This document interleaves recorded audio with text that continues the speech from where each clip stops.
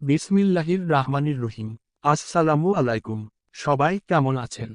ভিডিওটি দেখার আগে অবশ্যই দয়া করে চ্যানেলটি সাবস্ক্রাইবও করবেন। আজ আমরা আল্লাহর ওয়াদার প্রতি অবিচল আস্থা থাকলে কি হয় এ বিষয়ে একটি সত্য ঘটনা জানব। দুজন দরবেশ, ক্ষুধার্ত, সাথে আহারের মতো কিছুই নেই। পাশেই হজরত রাবেয়া বসরি রহমাতুল্লির এর বাড়ি। তারা সেখানে গেলেন, মেহমান হলেন, পরস্পর বলাবলি করলেন, যদি এখন কিছু খাবার পাওয়া যেত তবে খেয়ে ক্ষুধা নিবারণ করতাম।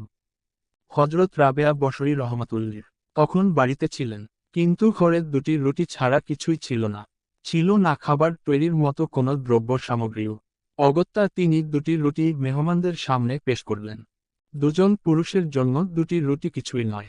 তথাপি তারা ভাবলেন, যাক এখনকার মতো এগুলোই খেয়ে নেই। এতে ক্ষুধার যন্ত্রণা কিছুটা হলেও লাঘব হবে। মেহমান দুজন খানা শুরু করতে যাবেন, ঠিক এমন সময় একজন ভিক্ষুক এসে খাবার চাইল।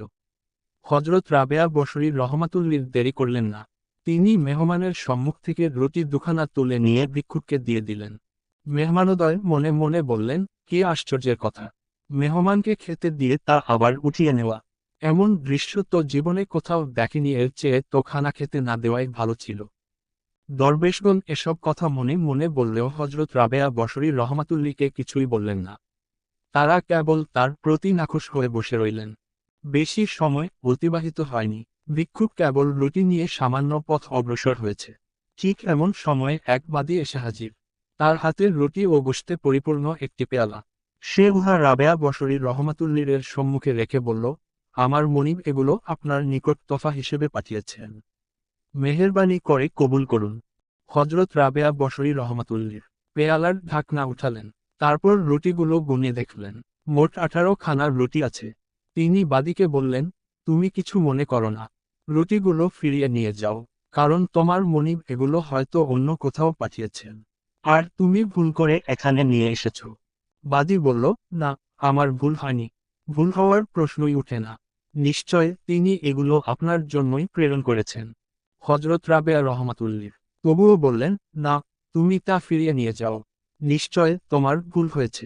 দরবেশদ্বয়ের রাগ এবার চরমে উঠল। তারা মনে মনে বলল, দুটো রুটি পেয়েছিলাম, তা ভিক্ষুককে দিয়ে দিলেন। এখন 18টি রুটি হাদিয়া এসেছে। আর রাবেয়া বসরি বলছেন, এগুলো এখানে ভুলে এসে পড়েছে। শুধু তাই নয়, আমাদেরকে বসিয়ে রেখে তিনি রুটিগুলো ফেরতও পাঠিয়েছেন। কি অদ্ভুত কাণ্ড! এদিকে বাদীর রুটিগুলো ফিরিয়ে নিয়ে মনিবের কাছে সব কিছু জানালো। মুনিব প্রতি উত্তরে কিছুই বলল না, বরং আরো দুখানা রুটি বাড়িয়ে আবার বাদীকে পাঠিয়ে দিল। হজরত রাবেয়া বসরি রহমাতুল্লির আবার রুটিগুলো গুনলেন, দেখলেন দুখানা বৃদ্ধি পেয়ে রুটির পরিমাণ 20-এ দাঁড়ালো। এবার তিনি রুটিগুলো রেখে বাদীকে বিদায় দিলেন। তারপর এগুলো খাওয়ার জন্য মেহমানদের সামনে পেশ করলেন। মেহমানগণ কিছুই বুঝলেন না। ঘটনার রহস্য জানার জন্য তাদের মন কৌতূহলী হয়ে উঠল। তাই খানা পিনা শেষ করে হজরত রাবেয়া বসরি রহমাতুল্লিকে এ ব্যাপারে কিছু বলার জন্য বিশেষভাবে অনুরোধ জানালেন। হজরত রাবেয়া বসরি রহমাতুল্লি বললেন, আপনারা জন ক্ষুধার্ত মানুষ, কিন্তু আমার গৃহে মাত্র দুখানা রুটি, যা আপনাদের ক্ষুধা নিবারণের জন্য যথেষ্ট নয়। এজন্য আমি খুবই অস্বস্তি বোধ করছিলাম। ঠিক এ সময় একজন ভিক্ষুক আসাতে আমি খুবই খুশি হলাম। কেননা আমি ভাবলাম, যদি আমি এখন ভিক্ষুককে দুখানা রুটি দান করে দেই, তবে আল্লাহ তাআলা অবশ্যই এর পরিবর্তে 20টি রুটির ব্যবস্থা করে দেবেন। কারণ তার ওয়াদা হলো, একের পরিবর্তে 10 দেয়া। তাই আমি আপনাদের সম্মুখ থেকে রুটি তুলে এনে ভিক্ষুককে দান করে দিলাম। আমার এ আচরণে যদিও আপনারা তাৎক্ষণিকভাবে কষ্ট পেয়েছেন, আর কষ্ট পাওয়াটাই স্বাভাবিক, তথাপি তখন আমার কিছুই করার ছিল না। আমি চেয়েছিলাম, আপনাদের জন্য এই পরিমাণ আহারের ব্যবস্থা হোক দ্বারা আপনাদের ক্ষুধা নিবৃত্ত হবে। সুতরাং আমার এ আকাঙ্ক্ষা পূর্ণ করার জন্য বাধ্য হয়েই সাময়িকভাবে আপনাদের কষ্ট দিতে হলো। আশা করি এজন্য আপনারা আমাকে ক্ষমা করবেন। এতটুকু বলে হজরত রাবেয়া বসরি রহমাতুল্লির থামলেন। তারপর আবার বলতে লাগলেন, ভিক্ষুক চলে যাওয়ার পর আমি আল্লাহর দরবারে হাত উঠিয়ে বললাম, হে দয়ার আধার করুণাময় আল্লাহ, তুমি একটি দানের পরিবর্তে 10 গুণ বিনিময় দাও। আমি তোমার এ প্রতিশ্রুতির উপর দৃঢ় আস্থা পোষণ করি। আমার ঘরে আজ দুজন সম্মানিত মেহমান উপস্থিত। তাদেরকে তৃপ্তি সহকারে খাওয়ানোর জন্য দুটি রুটি মতো যথেষ্ট নয়। তাই আমি তোমার ওয়াদার উপর পূর্ণ বিশ্বাস স্থাপন করে এই আশায় রুটি দুখানা দান করে দিয়েছি যে তুমি এর পরিবর্তে 20টি রুটি দান করবে। দোয়া শেষ করার পর বাদী যখন আমার নিকট 18টি রুটি নিয়ে উপস্থিত হলো, তখন আল্লাহর ওয়াদার প্রতি অবিচল আস্থার কারণেই আমার মনে প্রবল ধারণা জন্মাল যে নিশ্চয় এর রুটি আমার জন্য নয়, কেননা আমি আল্লাহর ওয়াদা অনুযায়ী 20খানা রুটি ফিরিয়ে দিয়েছিলাম। এরপর দ্বিতীয়বার যখন বাদী 20খানা রুটি নিয়ে এলো, তখন আমার একই হলো, হ্যাঁ, এগুলো আমার জন্যই এসেছে, তাই আমি উহা গ্রহণ করে আপনাদের খেতে দিলাম। কথা শেষ করার পর আল্লাহর ওয়াদার প্রতি হযরত রাবেয়া বসরী রহমাতুল্লির এর অটল ও অবিচল বিশ্বাস দেখে দরবেশদ্বয় বিস্ময়ে বিমূঢ় হয়ে গেলেন। মুহতারাম বন্ধুগণ, তাপস জগতে হযরত রাবেয়া বসরী রহমাতুল্লি ছিলেন মধ্য গগনের উজ্জ্বল নক্ষত্র সমতুল্য। তার যোগ্যতা, গুণাবলী, মর্যাদা ও যশখ্যাতির বিষয়ে বলার অপেক্ষা রাখে না। তিনি ছিলেন মুসলিম জাহানের তাপস সম্রাজ্ঞী। সততা ও পবিত্রতায়, সতীত্ব ও সাথিতায়, সর্বোপরি আল্লাহর প্রতি মহব্বত ও নির্ভরশীলতায় তিনি ছিলেন জগতের রক্তে এক গতিময়ী নারী। আলোচ্য ঘটনাটি মহান আল্লাহর প্রতি তার নির্ভরতা ও অটল বিশ্বাসের এক অনন্য দৃষ্টান্ত।